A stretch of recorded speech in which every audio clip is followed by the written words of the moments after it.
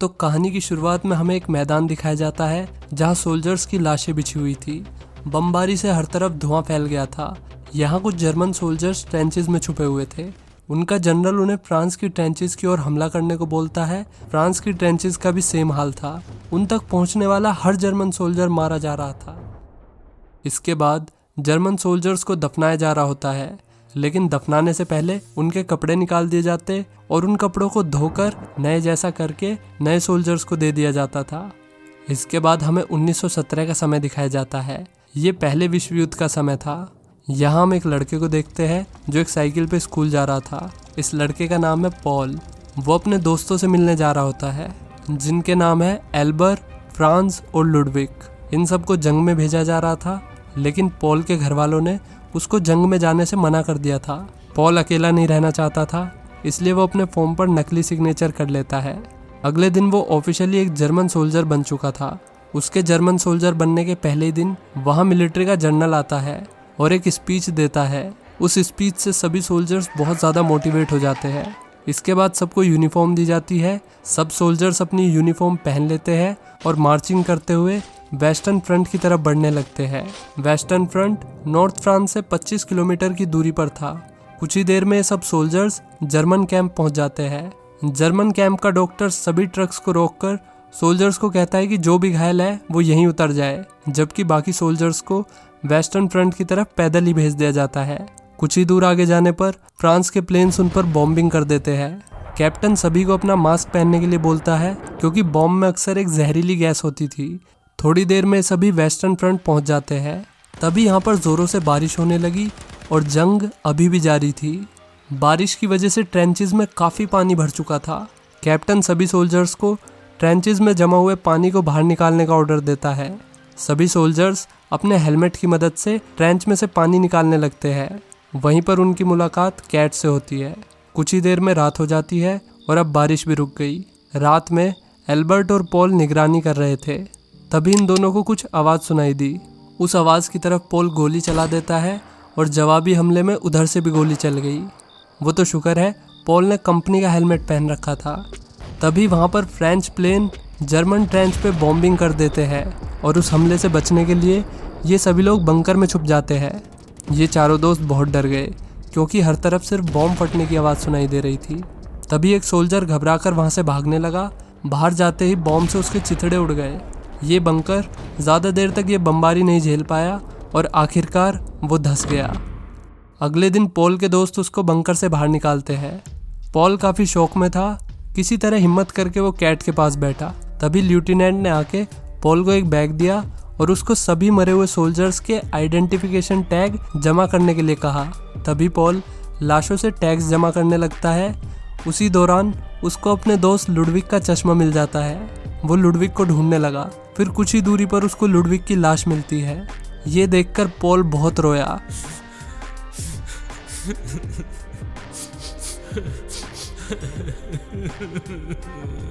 लेकिन उसके पास मातम मनाने तक का भी वक्त नहीं था। कैप्टन पीछे से चिल्ला के उसको काम करने के लिए कहता है और बेचारा पॉल वापस काम पे लग गया।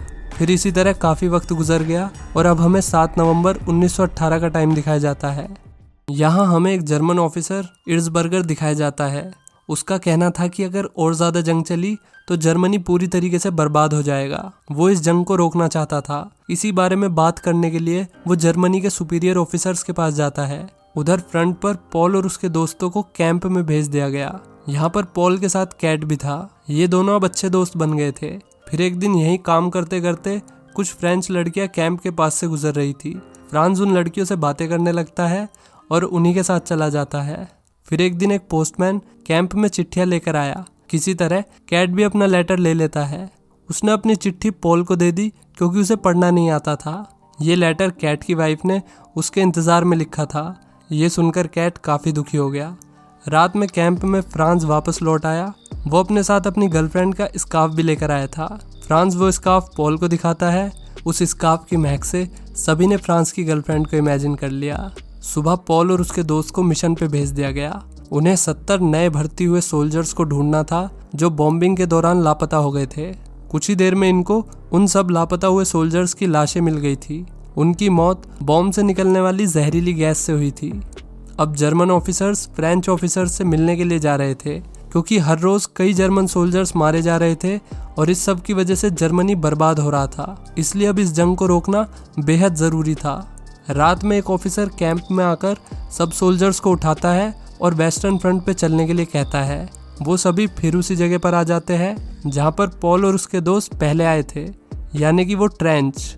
इधर जर्मन ऑफिसर्स और फ्रेंच ऑफिसर्स की मुलाकात होती है, जहाँ इर्जबर्गर उन्हें बताता है कि जर्मनी जंग में सरेंडर करना चाहता है, क्योंकि उनके हजारों सिपाही जंग में मारे जा चुके थे। जर्मनी उनकी सारी शर्तें मानने के लिए भी तैयार था। फ्रेंच ऑफिसर्स इस बारे में सोचने के लिए 3 दिन का समय लेते हैं, जो कि इर्जबर्गर के हिसाब से बहुत ज़्यादा था। इधर सभी जर्मन सोल्जर्स फ्रेंच सीमा की तरफ बढ़ते हैं। दोनों तरफ से बहुत फायरिंग और बॉम्बिंग हो रही थी। कुछ देर में जर्मन सोल्जर्स फ्रेंच सोल्जर्स के फ्रंट में पहुंच जाते हैं। पॉल और कैट एक बंकर में पहुंच गए जहां बहुत सारा खाना था। वो एक खाने ही वाले थे कि इन्हें महसूस होता है कि बंकर हिल रहा है, इसलिए वो सब बाहर आ जाते हैं। बाहर आते ही वो देखते हैं कि सामने से फ्रेंच टैंक्स आ रहे हैं।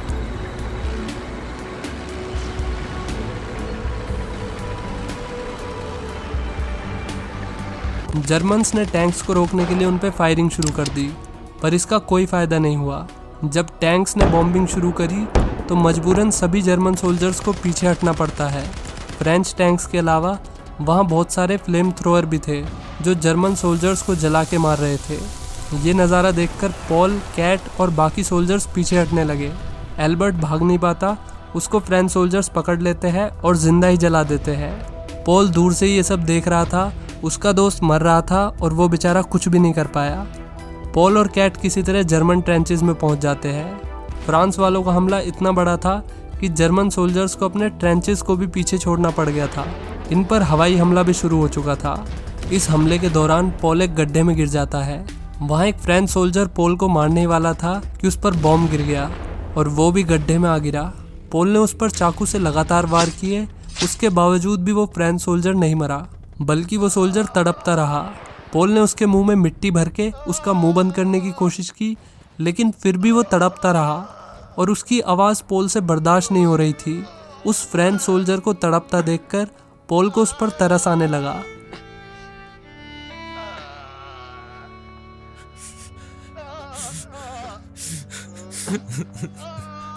वो उस फ्रेंच सोल्जर के मुंह से मिट्टी हटाकर उसको पानी पिलाता है।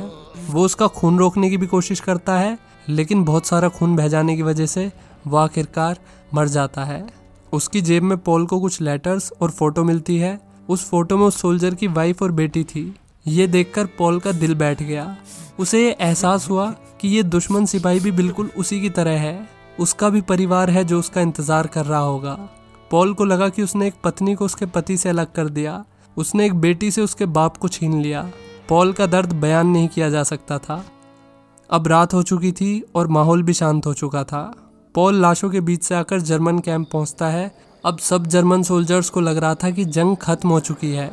जख्मी सोल्जर्स को भी इसी कैंप में रखा गया था। उन्हीं जख्मी सोल्जर्स में पॉल अपने साथी सोल्जर जेडन को देखता है, जिसके पैर के 2 टुकड़े हो चुके थे। जेडन अपना पैर नहीं कटवाना चाहता था, क्योंकि उसे अपाहिज वाली जिंदगी नहीं जीनी थी। फिर जेडन पॉल को स्कार्फ देता है और बताता है कि फ्रांस भी मारा गया। ये सुनकर पॉल को बहुत दुख हुआ, क्योंकि अब उसका कोई भी दोस्त जिंदा नहीं बचा था। फिर पॉल कैट से मिलता है। वो उसे देखकर बहुत खुश हुआ कि कम से कम एक दोस्त तो जिंदा बचा। ये दोनों खाना लेके जेडन के पास आते हैं। पॉल जेडन को खाने के लिए चम्मच और कांटा देता है, लेकिन जेडन उसी कांटे से अपनी जान ले लेता है। जेडन की मौत की वजह से पॉल और कैट को बहुत दुख हुआ। इसके बाद हमें दिखाया जाता है कि फ्रेंच ऑफिसर्स जर्मनी से जंग खत्म करने वाले डॉक्यूमेंट पे साइन कर देते हैं। अब 6 घंटे के बाद फ्रेंच और जर्मनी की जंग ऑफिशियली खत्म हो जाएगी, लेकिन जर्मन जनरल इस समझौते से खुश नहीं था। सुबह कैट को पता चला कि जंग 11 बजे खत्म हो जाएगी और फिर सब अपने घर जा सकेंगे। फिर कैट और पॉल एक फार्म से बत्तख चुराने के लिए जाते हैं, जहाँ से उन्होंने पहले भी बत्तख चुराई थी, और इस बार पॉल दीवार पार करके जाता है। लेकिन उस फार्म के मालिक का बेटा पॉल को देख लेता है और पॉल को कमरे में बंद करके अपने पिता को बुला लेता है। बड़ी मुश्किल से पॉल कुछ अंडे चुराकर वहां से भागने लगा। तभी फार्म का मालिक पॉल पे गोली चलाने लगता है। कैट और पॉल भागते भागते जंगल के पास आ गए। वहाँ पहले तो उन्होंने अपनी भूख शांत की। फिर कैट जंगल में अकेले हल्का होने चला गया उसके पीछे कोई खड़ा था।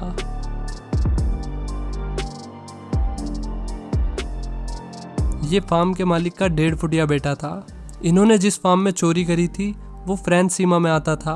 मतलब ये बच्चा फ्रेंच है जिसके मन में जर्मन्स के लिए नफरत भरी हुई है। गोली की आवाज सुन के पॉल वहां पहुंच गया। उसने देखा कि कैट जख्मी है। पॉल किसी तरह कैट को उठाकर कैंप ले आया। डॉक्टर ने उसे बताया कि इसकी मौत तो पहले ही हो चुकी है। पॉल को डॉक्टर की बात पे विश्वास नहीं हुआ। वो यही कहता रहा कि ये अभी तो मुझसे बात कर रहे थे। इसके बाद जर्मन जनरल सभी सोल्जर्स को एक जगह पर इकट्ठा करता है। वो उनको बोलता है कि हम सब घर तो जाएंगे, लेकिन ऐसे नहीं, बल्कि हम जंग जीत के घर जाएंगे। यानी 11 बजे से पहले वो फ्रेंच ट्रेंच पर हमला करने वाले थे। ये सुनकर पॉल और भी दुखी हो जाता है। अब उसके अंदर वैसे भी मौत का डर खत्म हो चुका था। बहुत से सोल्जर्स ने लड़ने से मना कर दिया तो उनको गोली मार दी गई और बाकी सोल्जर्स को जबरदस्ती वेस्टर्न फ्रंट में लड़ने के लिए भेज दिया गया। दूसरी तरफ फ्रेंच सोल्जर्स 11 बजने का शांति से इंतजार कर रहे थे। 11 बजने में सिर्फ 15 मिनट बाकी थी। तभी जर्मन सोल्जर्स फ्रेंच ट्रेंचेस पे हमला कर देते हैं। बदले में फ्रेंच सोल्जर्स भी जर्मन सोल्जर्स पर फायरिंग करने लगे। इसी बीच पॉल और एक फ्रेंच सोल्जर की फाइट शुरू हो जाती है। ये दोनों लड़ते लड़ते एक बंकर में गिर गए। वहाँ एक फ्रेंच सोल्जर पीछे से अपनी बंदूक को पॉल के आर पार कर देता है और उसी वक्त 11 बज जाते हैं और जंग रुक जाती है। पॉल बंकर से बाहर आकर बैठ गया और अपनी मौत का इंतजार करने लगा। इसके बाद एक जर्मन सोल्जर को आइडेंटिफिकेशन टैग जमा करने के लिए बोला जाता है। टैग्स जमा करते हुए उसको पॉल मिला जो कि अब मर चुका था। वो सोल्जर पॉल के हाथ से वो स्कार्फ लेकर खुद पहन लेता है। जंग खत्म होने के बावजूद भी जर्मन जनरल के ऑर्डर की वजह से कितनी जानें चली गई। सिर्फ 15 मिनट की जंग के लिए न जाने कितनों की मौत हो गई। ये मूवी बेसिकली वर्ल्ड वॉर 1 के इवेंट्स के बारे में है। जर्मनी के इस वेस्टर्न फ्रंट पे लगभग 30 लाख जाने गई थी, वो भी सिर्फ 100 मीटर की जमीन के लिए। सारे दुख दर्द चीखों के मंजर इन सोल्जर्स के इर्द गिर्द होते थे, जबकि ऑफिसर्स खुद की शान बचाने के लिए सोल्जर्स की जान को दांव पे लगाते थे। आंकड़ों के हिसाब से वर्ल्ड वॉर 1 के दौरान करीब 17 मिलियन जाने गई थी, यानी कि 1.7 करोड़। जंगें अक्सर पॉलिटिक्स से शुरू होती है और पॉलिटिक्स पे आके खत्म होती है। तो फिर क्यों एक माँ का बच्चा ऐसी जंग में मरे जो उसने शुरू ही नहीं करी। जंग राजनेता शुरू करते हैं तो जंग भी राजनेताओं को ही लड़नी चाहिए। आपके क्या विचार है इस पे कमेंट करके बताइए और वीडियो को लाइक करिए अगर जेन्युइनली आपको वीडियो पसंद आई है तो। मिलते हैं अगली वीडियो में। Till then take care, bye bye.